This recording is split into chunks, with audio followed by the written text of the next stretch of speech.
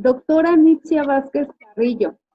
Es licenciada en Contaduría, la Facultad de Contaduría y Administración de la Universidad Nacional Autónoma de México. Obtuvo su título por excelencia académica.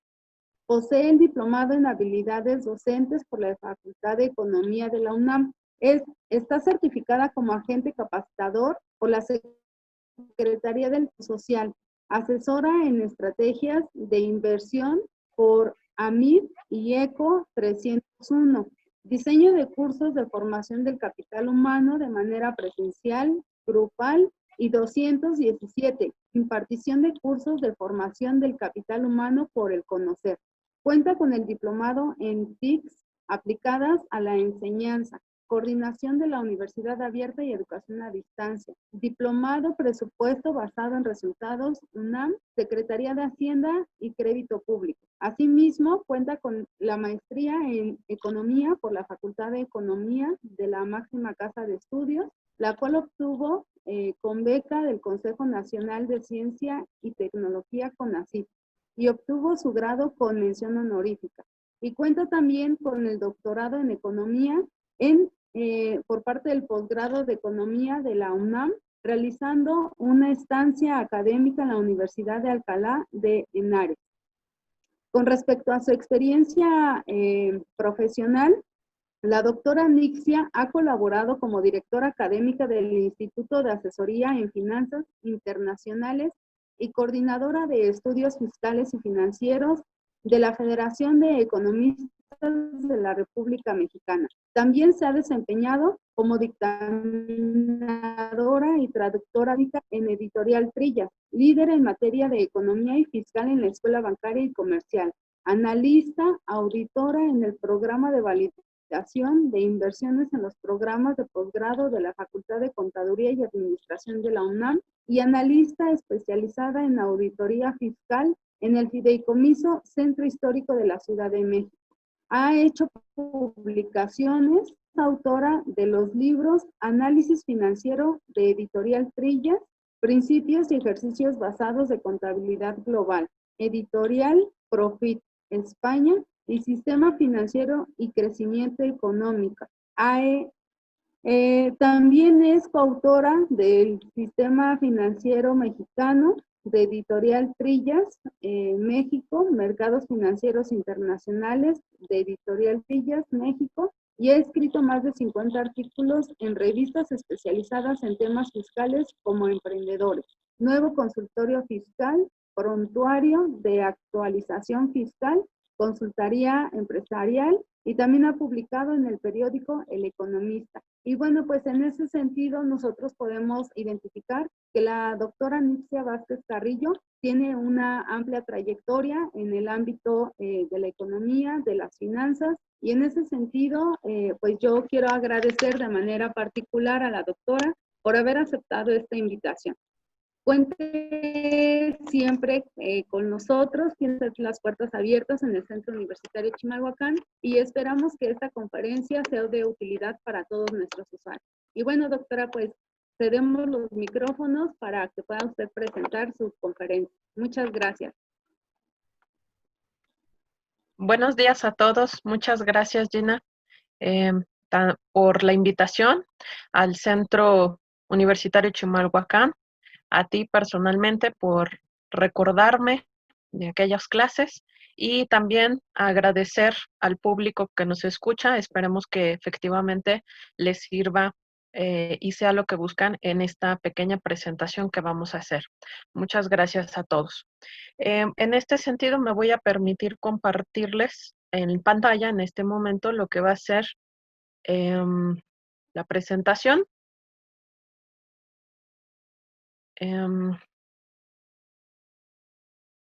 Gina, voy a pedirte un poquito de ayuda. Me dice que está inhabilitado el compartir. Ya está habilitado.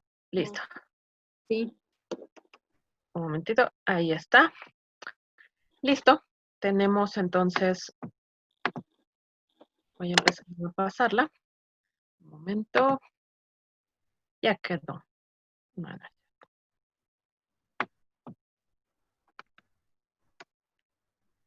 Ahí está. Empezamos, bueno, pues vamos a abordar tips y recomendaciones ante la contingencia y, bueno, pues lo que nos depara el futuro de la economía global en esta situación tan peculiar que nos ha tocado vivir y tan conflictiva, llena de incertidumbre. Me voy a permitir simplemente, eh, pues ir dando paso poco a poco a lo que va a ser el contenido de mi presentación. Eh, la, la- Mi persona, pues ya Gina se encargó de muy fraternalmente presentarme. Yo solo agregaría que, bueno, ahorita me desempeño como profesora de tiempo completo en la Facultad de Economía de la Universidad Nacional Autónoma de México. ¿Qué es lo que vamos a abordar o cómo lo pienso abordar esta presentación para el público? Bueno, en principio, algunos de los efectos inmediatos para personas y economía en general. Se ha prestado mucho a confusiones e incluso enfrentamientos en el sentido de algunos señalan, no, pues vale más la vida de las personas y otros no, pues es que hay que abrir la economía. Bueno, a este respecto me parece que debemos compartir las visiones de ambas posturas y visualizar que tan importante es la parte económica como tan importante es la vida de las familias. Pasaremos después a una parte que se denomina medidas adoptadas para enfrentar la crisis, que veremos algunas de las medidas que se han tomado no solo en México, sino en otros países, y a partir de las cuales nos permitimos hacer una evaluación para lo que es la siguiente y última sección de nuestra presentación, consistente en los retos y los consejos específicos en torno a la reactivación económica, considerando varios escenarios, porque sabemos que no todas las personas efectivamente pueden estar en casa.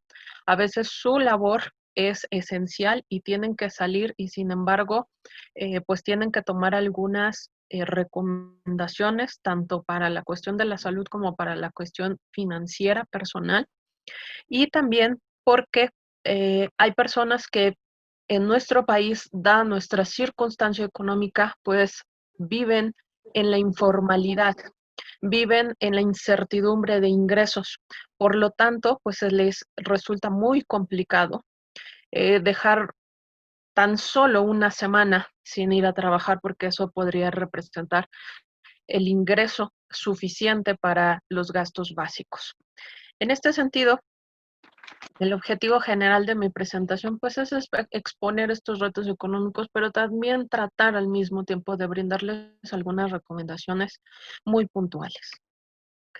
Doy paso a la primera sección de mi presentación. Estos efectos inmediatos, a su vez, los he particularizado en tres: las familias, las empresas y la economía en general. Por principio de cuentas, para las familias que pueden quedarse en casa o que al menos algunos miembros, sobre todo los más vulnerables, estamos hablando de las personas mayores, de las personas con alguna enfermedad crónica, de los menores.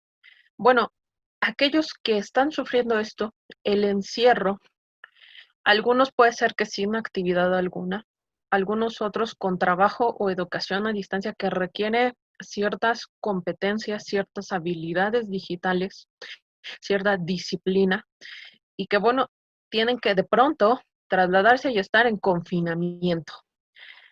A ese respecto, ¿qué podemos hacer? Bueno, en principio, tenemos que ubicarnos en esta nueva realidad. En muchas ocasiones decimos y hemos escuchado ya al público que se le entrevista, es que están hartos de estar encerrados, es que la educación a distancia no es lo mismo, es que el trabajo a distancia, tal parece que me quedo todo el día sentado frente a la computadora y hasta trabajo más. Bueno, precisamente en este escenario de esas personas, tanto por educación como por trabajo, que viven el confinamiento, hay algunos consejos que les debemos dar. En particular, bueno, hay que hacernos una disciplina y hay que hacernos de horarios. Efectivamente, no es posible pasar todo el día frente a una computadora. No es posible que la educación a distancia se convierta en, pues les dejo tareas, los lleno de tareas y los lleno de tareas. Hay que convivir con los profesores, hay que estar con comunicación con los profesores, con los patrones, en el sentido de vamos a definir horarios, vamos a definir una disciplina y vamos a acotarnos a esa disciplina, donde si estoy en casa no quiere decir que estoy a disposición las 24 horas para hacer todas las actividades, sino que se va a especificar el horario de oficina en lo que voy a estar. Sin embargo, también hay que retomar en este escenario de México, de gran parte de América Latina, en donde para muchos no es posible quedarse encerrado. ¿Por qué? Porque viven de la informabilidad o porque tienen ingresos al día. De por sí ya esa vida era de incertidumbre y ahora le agregamos en que aunque quisieran, no pueden quedarse a laborar. En esa realidad hay que intentar buscarles nuevas fuentes de ingresos. Sí, es muy complicado esta realidad que nos toca y aquí sí, en algunas de las recomendaciones que vamos a abordar, les diré y les adelantaré. Bueno, el gobierno tiene que apoyar, tanto en México como en otras partes del mundo.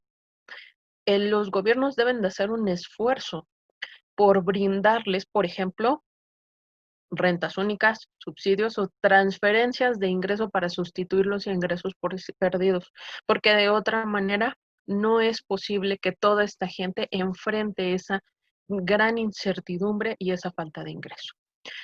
Por supuesto, vamos a vivir una realidad económica verdaderamente, eh, pues, voraz. ¿Por qué?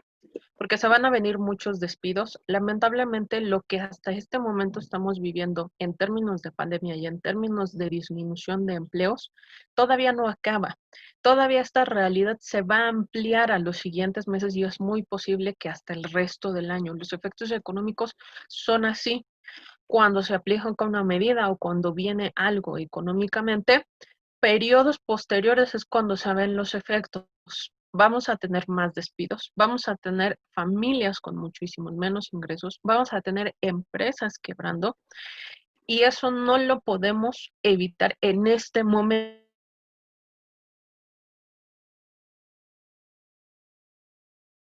para intentar intercambiar, modificar el monto y la fuente de los ingresos.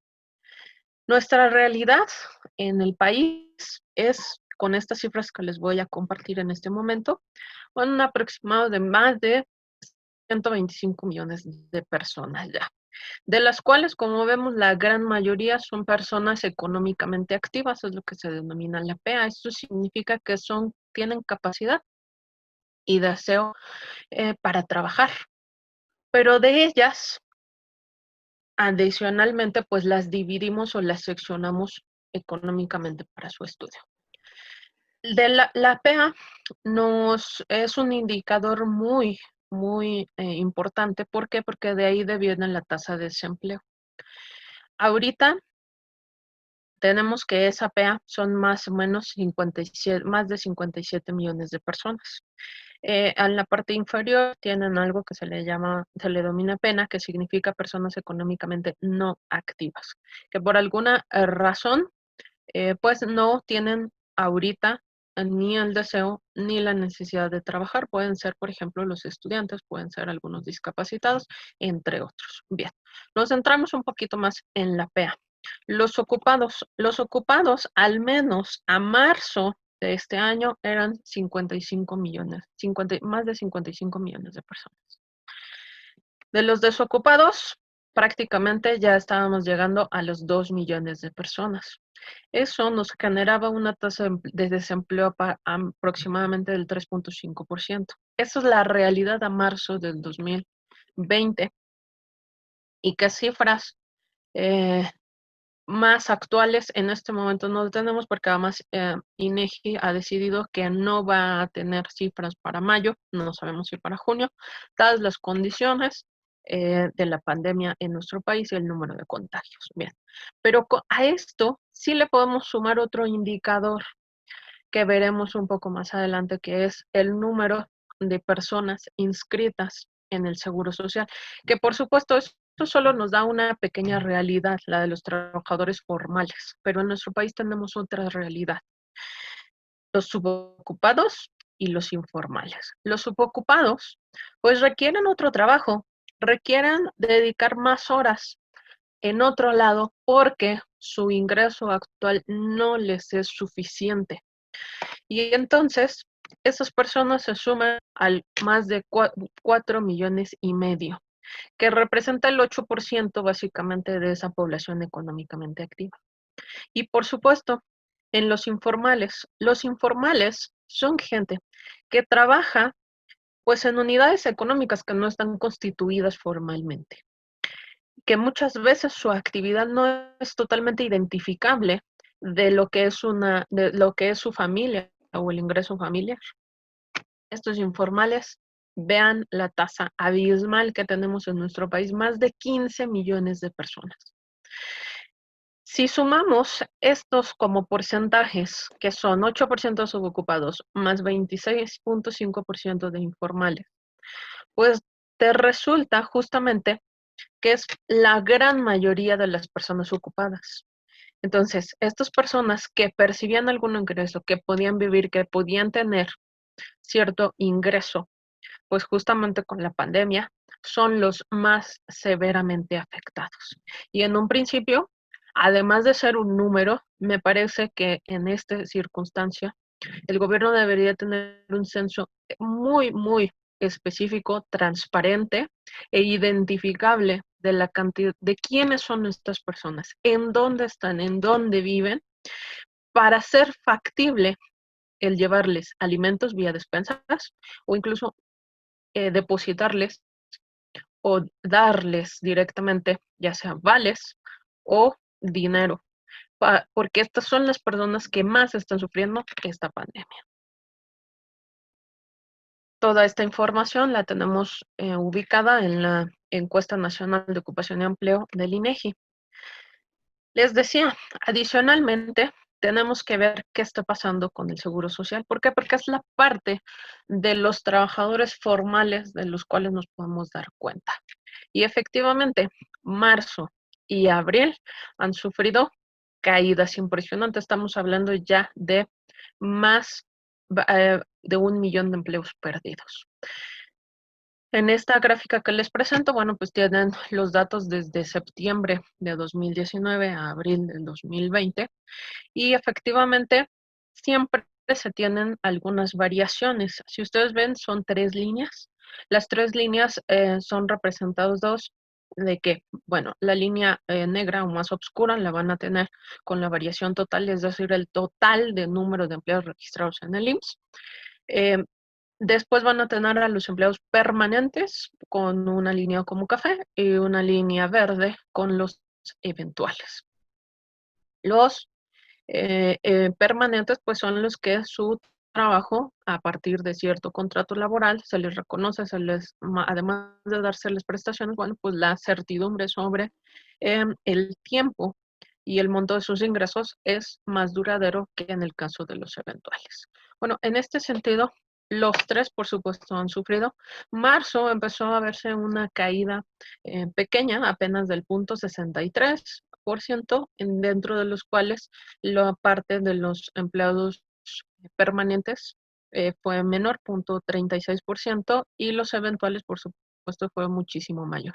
No obstante, en abril es cuando el efecto, pues parece que se más que duplicó, y tenemos una caída total del 2,71%, siendo los más afectados los empleos eventuales. Entonces, este ciclo se va a continuar, lamentablemente se va a continuar, porque en algunas partes de nuestro país seguimos en el pico, sigue aumentando diariamente el número de contagios y el número de fallecidos. Ante esta perspectiva, bueno, algunas entidades, tanto internacionales como a nivel nacional, el propio Banco de México ya está haciendo las perspectivas y actualizando las perspectivas de crecimiento en nuestro país. Pero tenemos otra cuestión que debemos de considerar en nuestro país y en nuestra realidad económica mexicana. Y es que de por sí la desigualdad ya era grave, la desigualdad del ingreso. En esta gráfica pastel, ustedes lo que van a ver es el porcentaje de la población por nivel de ingreso en términos de salarios mínimos. Y en términos de salarios mínimos empezamos con el lado azul en donde dice un salario mínimo general 26%. Le sumo de 1 a 2 salarios mínimos otro 26%. Sí, del lado derecho ahora ven la imagen, perdón, la pantalla. Se podrán percatar de una tabla que acaba de aparecer. ¿Cuánto representa un salario mínimo? Al mes representan 3,700 pesos, ya redondeado. 3,700 pesos cuando vamos a la despensa, cuando vamos al mercado. Estos 3,700 pesos no alcanza para que una familia de 4 personas, vamos a decirlo, coma huevo o carne diario. No alcanza, no es posible con este ingreso. Entonces eso ya me va dejando desventajas. Esta es la realidad económica de nuestro país.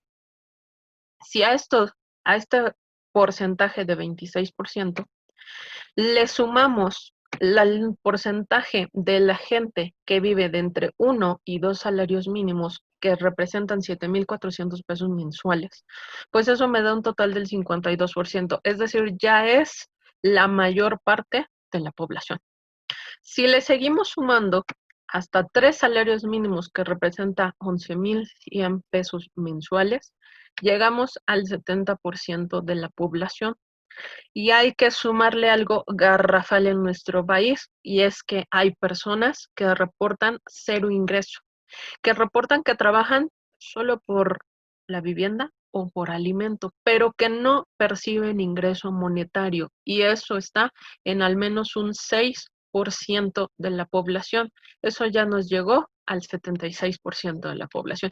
Y esa es la realidad de todas estas personas que viven en la subocupación, en la informalidad o con un nivel de ingresos que no les alcanza para tener una alimentación nutritiva, y que eso a su vez se ve reflejado en aspectos, por ejemplo, educativos.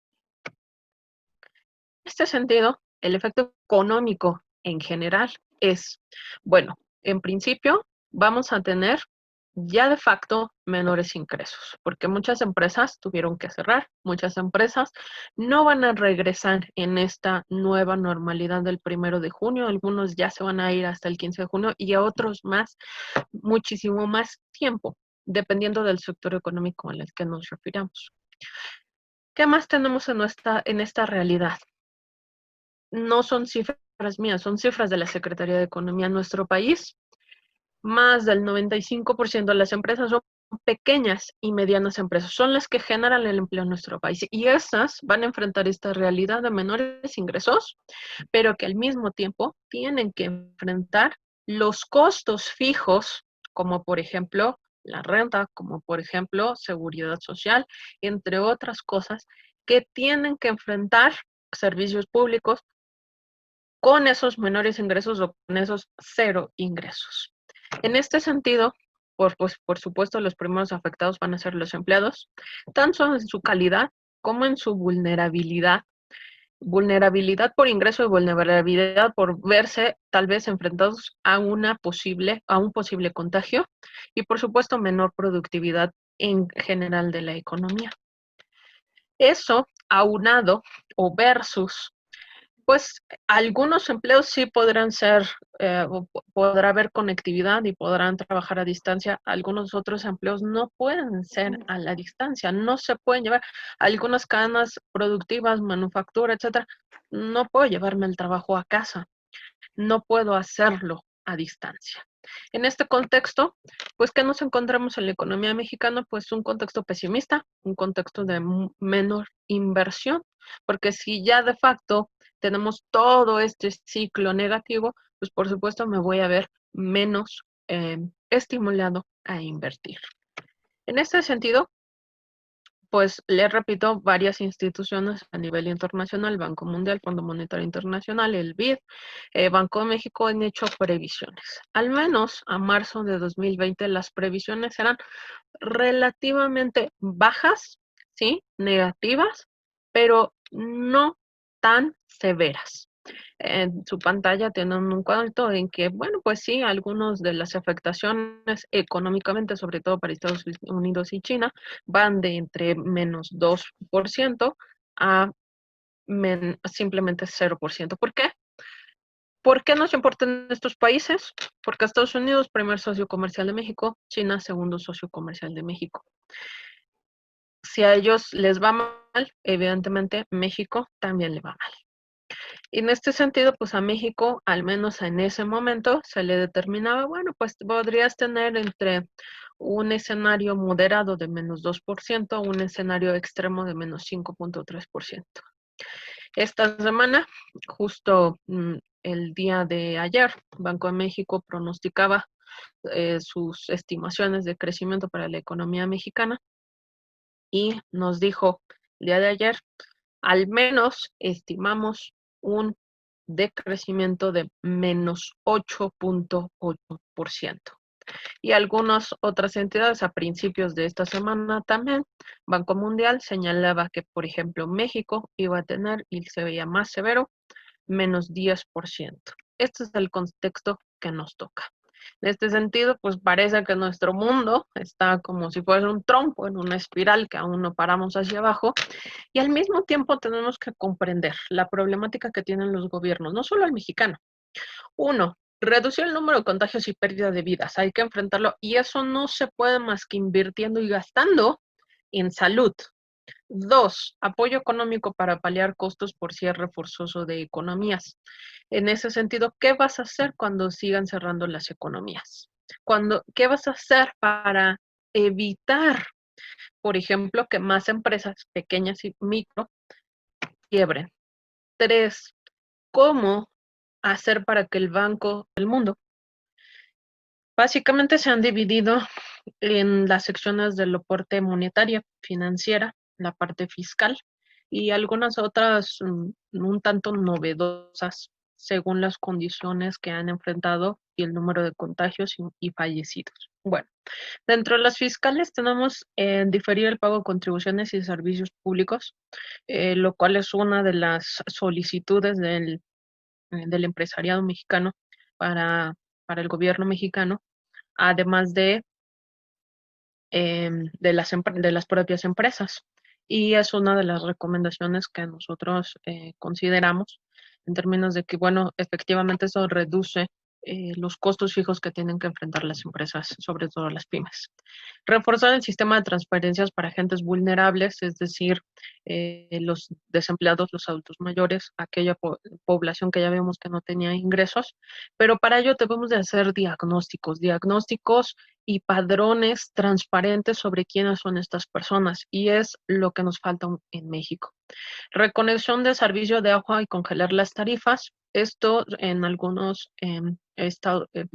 países de América del Sur, bueno, se hizo en el sentido que, bueno, lo primero que necesitas es higiene para evitar los contagios y entonces no importa si no me vas a, si tenías adeudos y ya te había desconectado, no importa las condiciones, voy a hacer todo lo posible por lo que llegue el servicio de agua. A ese respecto, en algún momento, por ejemplo, en la Ciudad de México, tuvimos que poner como tanques en algunas colonias porque hubo una desconexión del sistema Cutzamala, que es el que surta la Ciudad de México. ¿Por qué no repetir o replicar ese esquema, por ejemplo, dado que hay mucha gente que no tiene acceso las 24 horas a agua corriente? Facilidades para el pago a 12 meses o más, incluso de estos servicios públicos y de otros, como pudiera ser Internet y la telefonía para en esta parte, sobre todo de apoyo a la educación y trabajo a distancia y durante todo el confinamiento. A ese respecto, bueno, aquí algunas empresas lo que hicieron es que para las pymes que tenían líneas telefónicas a nombre de la empresa, bueno, pues no les cobraron un aproximado de entre 2 y 4 pesos. Eso ya es un apoyo. No obstante, bueno, el confinamiento se continúa ¿por qué no estas medidas pues también continuarlas un poco? Y garantizar el abasto de alimentos, de equipo instrumental médico y sobre todo de los que participan en las principales cadenas productivas. Es lamentable que sigamos escuchando que en los hospitales no hay suficiente equipo, que nos llega equipo de China sobre todo, ya los distintos embarques, bueno, ¿y dónde está todo ese equipo? Es muy fácil hacer también uso de lo que es la inteligencia artificial, lo que es de la tecnología, ponerle un código y especificar de dónde sale y a dónde llega todo ese material. Y sobre todo para cuestiones de transparencia, porque es lo que la gente está pidiendo, cómo es que el gobierno está enfrentando esta pandemia. En cuestiones monetarias y financieras, pues por supuesto tenemos en México la reducción de la tasa de interés objetivo, lo que implica pues un movimiento en el mercado de deuda, en el mercado de capitales, pero además el propósito de tratar de darle liquidez al mercado. El propósito de esta liquidez es que los bancos no se cierren estas líneas de crédito, pero también hace falta la transparencia de a quiénes se le están dando esos créditos y bajo qué condiciones. Por ejemplo, además de esa inyección de liquidez, bueno, diferir el pago de crédito, ya lo hicieron algunos bancos mexicanos, pero ¿por qué no incluir no solo capitales, sino también intereses? Porque resulta ser que después de 2 meses que yo voy a dejar de pagar, entro en uno de estos esquemas, pero después te tengo que pagar y es una deuda mayor porque me estás cobrando los intereses. Bueno, debería incluir ambos, en algunos otros países sí se ha hecho. Entre otras medidas. Bien, en este sentido, bueno, ¿cuáles son los retos y los consejos ante la reactivación económica que enfrentamos? Específicamente, ¿qué viene y cuáles son las recomendaciones que nosotros estamos haciendo? Bueno, para este encierro, este confinamiento que estábamos viendo, fuera de las actividades que tenemos que hacer en el hogar, muchas veces tenemos que enfrentar los sentimientos de soledad y sobre todo la convivencia en el pequeño o gran espacio que podamos tener. Bueno, la recomendación es primero establecer horarios y rutinas, no hay de otra. Sí, es posible actividades de ocio, pero también otras actividades. En este sentido, podemos jugar, podemos ver televisión, podemos hacer tarea, podemos hacer ejercicio, podemos leer, podemos hacer limpieza, podemos comer, podemos platicar, podemos dormir, podemos hacer muchas cosas, explicitar los horarios que se va a compartir con la familia, los espacios solos, los espacios para cada una de estas actividades y tenemos muchas otras. En línea se puede ver ópera, se puede ver museos, se pueden tener acceso a otros juegos, se pueden ver videos, se pueden ver series. Sí, tenemos muchas cosas, pero siempre con un horario y una rutina. Actividades de grupo, tenemos las videollamadas, tenemos los mensajes. Lamentablemente, esta recomendación sé que es en un escenario para la gente que tiene conectividad. Hay mucha gente que no la tiene. Cualquiera que sea nuestra realidad en el encierro, debemos de ser disciplinados y constantes, porque eso nos va a llevar a que no nos hartemos, a que no nos sentamos deprimidos por enfrentar esta nueva realidad.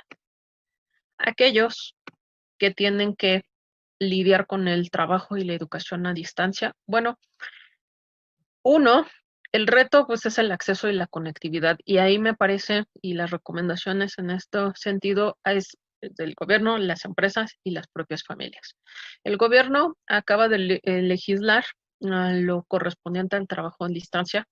Me parece que esta parte hay que difundirla, hay que transparentarla y por supuesto hacer una política pública de definir contenidos prioritarios y estrategias por nivel educativo.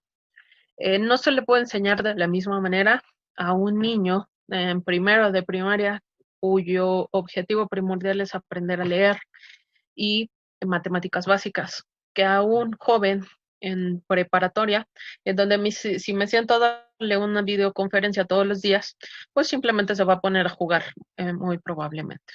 Entonces, a nivel de gobierno, legislación, transparencia, definir estos contenidos, pero además proveer en conjunto con las empresas, pues los mecanismos de tratar de hacer este acceso y esta conectividad pues, universal. Para eso necesitamos hacer un mapeo de esa conectividad y otra vez un diagnóstico de quiénes no tienen acceso y por qué. Las empresas y las familias, bueno, en esta nueva realidad, capacitación y preparación inmediata. en línea, hay muchísimos tutoriales, muchísimas cuestiones gratuitas, manuales, videos, ayudas. ¿Para qué?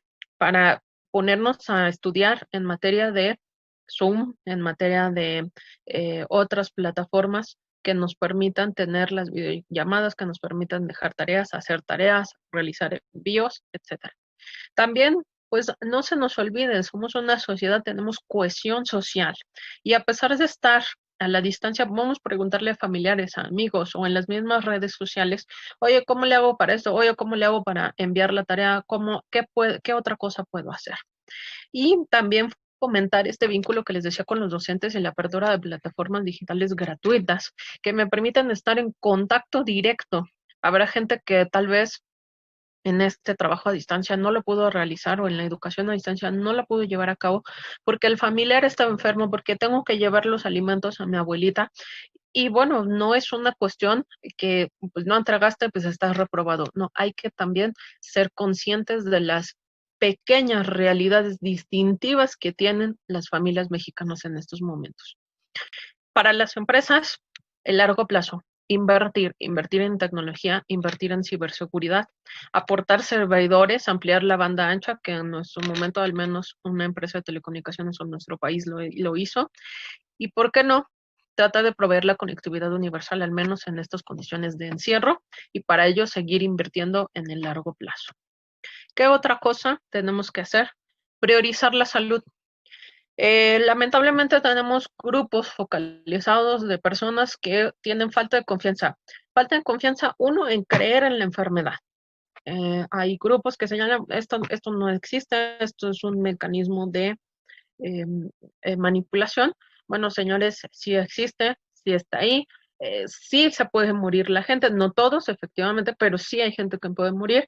Entonces, eh, priorizar la salud, precauciones. Si tengo que salir, bueno, pues usar tapabocas, usar mascarilla, eh, la higiene fundamental durante todo el día y a mi regreso para no contagiar a mi familia. No pensar no me va a pasar, porque eso me lleva a la desconfianza ante las medidas adoptadas y a retar esas medidas y no llevarlas a cabo. Al priorizar la salud, bueno, ¿qué tenemos que hacer? Pues el gasto se deberá concentrar sobre todo en que alimentos, servicios básicos y kits de protección. Y a ese respecto, no es solo una cuestión familiar, es una cuestión también de empresas y de gobierno.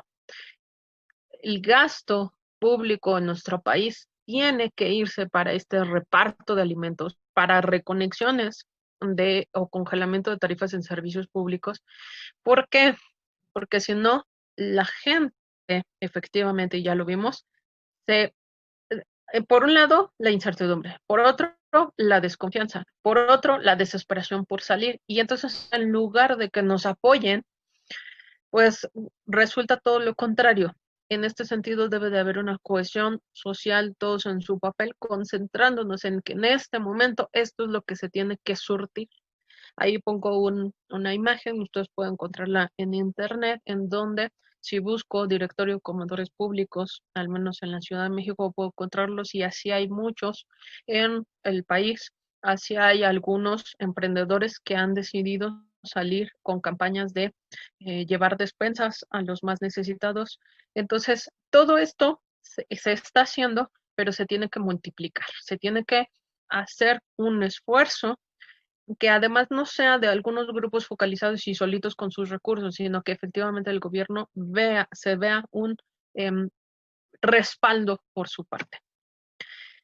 La parte de la protección social y los ingresos. Algunos podrán, y lo han hecho, algunos cambios. ¿Qué otra cosa puede ser? Pues hacer envíos, hacer mandados, tal vez hacer ventas en línea, algunas plataformas digitales los están permitiendo gratuitamente, o simplemente cambios de líneas productivas. Hay algunas empresas menores que se pusieron a producir, ¿sabes qué? Dejo mi línea productiva y me pongo a hacer mascarillas y me pongo a hacer tapabocas. Si lo pueden hacer, ya, hay que llevarlo a cabo. Por supuesto, como recomendación se le ha solicitado diferir pago de impuestos y servicios públicos. Sí, eso representa menos ingresos públicos, pero eso representa menos costos fijos para las empresas y las familias. Tenemos que ya estar diseñando en este momento programas para trabajadores independientes, informales y no ocupados. O sea, además de contabilizar qué personas están ahí, ¿cómo le vamos a hacer para efectivamente crear esos empleos? No nada más prometer, no nada más vamos a ser capaces de generar tantos empleos el próximo año. ¿Cómo le estamos haciendo?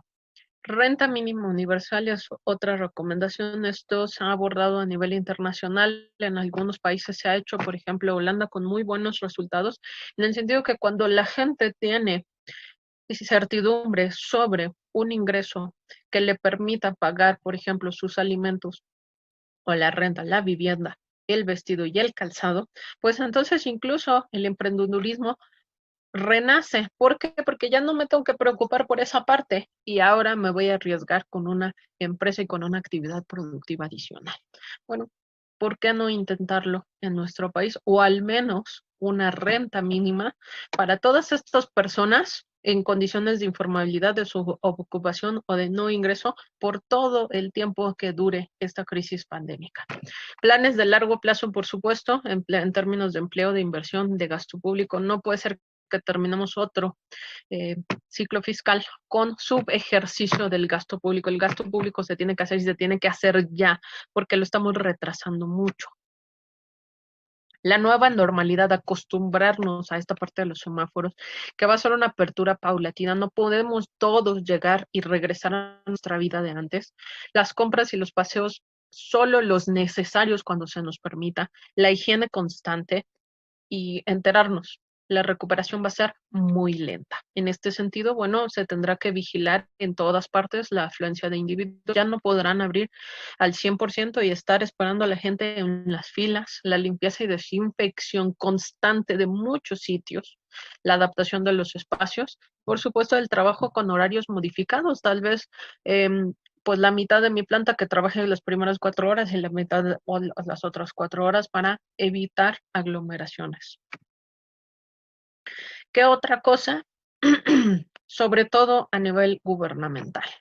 Digitalizar los trámites en la medida que muchas cosas se puedan hacer a distancia, entonces evitarás que la gente se traslade.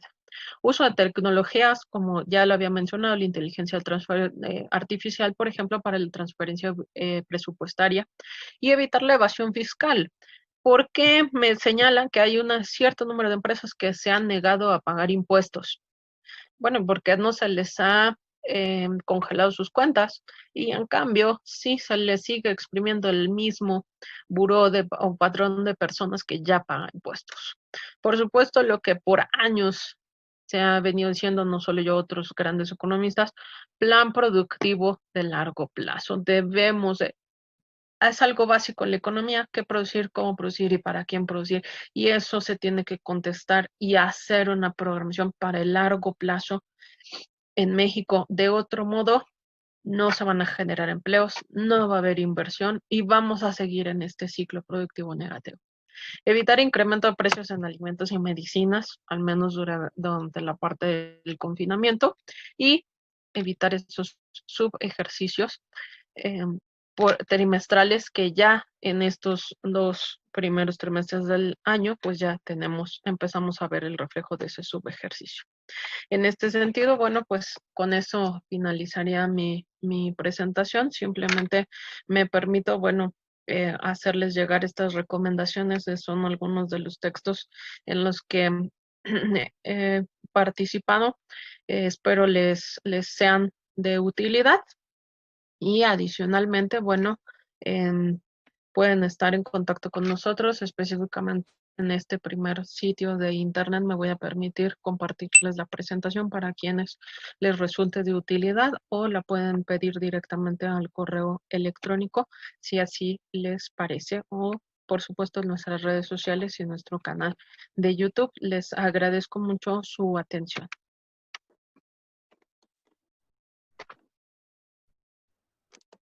Doctora Nixia, pues sin lugar a dudas es una gran conferencia, sobre todo desde mi punto de vista, Creo que es una charla muy certera, muy cercana a la realidad económica, la realidad social en la que vivimos. Pues desde aquí lanzamos también un grito de protesta a los gobiernos estatales y federales, porque a la fecha, pues ya vimos cuántas personas están sin dinero y sin comida. Y lamentablemente, pues no se cuenta todavía con un programa de abasto alimentario, de apoyo financiero, pues para las personas que desafortunadamente han sido desempleadas o que por trabajar en la informalidad, pues lamentablemente su situación de sobrevivencia de día a día, pues cada vez es más complicada. Y bueno, pues en ese sentido yo le agradezco muchísimo porque pues ahora se tienen más elementos para poder continuar con estas actividades de defensa hacia los demás, ¿no? Hacia las demás personas que pues no gozan las mismas garantías económicas que los grandes capitalistas, de los grandes burgueses. Y insisto, pues me parece que es una conferencia, una extraordinaria conferencia, diría yo, muy aterrizada. Y bueno, pues para dar cierre a esta actividad, creo que es importante decir que es necesario dar o buscar este equilibrio entre la salud como una esfera vital del ser humano en el aspecto biológico, en el aspecto emocional, en el aspecto psicológico. Por supuesto, también es necesario buscar el equilibrio de la economía, pues el buscar esas otras alternativas para poder sobrellevar, para más o menos paliar pues esta crisis económica que ya se siente, ¿no? Que desde principios de la pandemia ya existía el problema de la desigualdad económica y que bueno, pues ahora, ¿no? Se viene a dar como el boom, ¿no? Lo que nadie quería reconocer de la pobreza o de las estadísticas poblacional sobre pues la marginación, pues ahora ya, ¿no? Ya no se puede negar. Este sol ya no se puede tapar con un dedo. Y del otro lado, el aspecto de la socialización, que también es un elemento vital en el ser humano. Sin lugar a duda, el lenguaje es lo que nos hace sociables, es lo que nos permite enriquecer nuestro acervo cultural. Y bueno, pues ya decíamos, es necesario que en estos tiempos de confinamiento por la pandemia del COVID-19 se tiene que equilibrar. Pues mucho ya se ha hablado en los medios de comunicación sobre el retorno a la normalidad, pero bueno, pues también en ese sentido creo que tenemos que asimilar que en realidad nunca ha sido normal esto, ¿no? El hecho de que haya niños en la calle, de que haya gente que no sepa qué va a comer en unos minutos, incluso en la tarde, pues eso no es normal. Entonces, yo creo que más bien lo que debemos hacer es buscar estrategias que permitan encontrar una sociedad más justa y más digna y más vivible para el ser humano. Entonces, doctora, pues muchísimas gracias por su conferencia. La verdad es que yo me quedo pues muy satisfecha de la presentación que usted nos hizo y yo espero que nuestros usuarios también se sientan pues de esta manera. También comentar en el chat, bueno, pues les envían saludos, felicitaciones. Al momento no hay cuestionamientos y si en algún momento se llegara a hacer alguna pregunta y que por alguna razón no la pudimos transmitir en este medio, haremos lo posible por hacer llegar a nuestros usuarios una